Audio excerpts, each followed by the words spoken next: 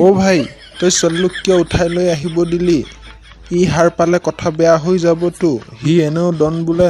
আমি উঠাইছোঁ বুলি যদি গম পাই সি আমাক সুদাই নেৰিব, বুজিছ তই?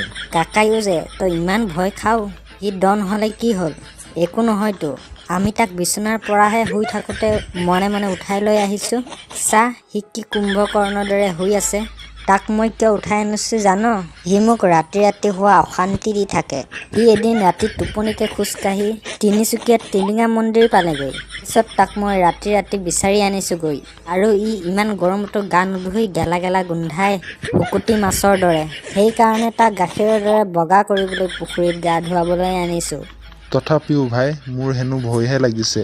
তাৰ কিমান বডি আছে দেখিছই নহয়। আমাৰ দুটা শুকান মাছৰ দৰে দাঙি থৈ দিব। আৰে কাকা, তই ইমান ভয় খাইছ যে। সি সাৰ নাপায় দে। সি সাৰ পালেও টোপনিত খোজকাঢ়ি অহা বুলি ভাবিব। ঐ, তহঁতে মোক লুংগিৰ ভিতৰত সোমাই কলৈ দাঙি আনিছ? মোক তহঁতে মোৰ কাপোৰ খুলি লুংগিৰ তলত সোমাই আনিছ? তহঁতক মই কি অশান্তি কৰিছিলোঁ? তই যে ৰাতি ৰাতি টোপনিত খোজকাঢ়ি কৰবলৈ যাওগৈ আৰু তই গৰমত গা নুধু। মোৰহে ৰাতি টোপনি নাহে তোৰ লগত শুলে। টোপনি নাহিলে মোক ক'লেই হ'ল, মই তোক ঔষধ দি দিমতো। হয় নেকি? কি ঔষধ দিবি?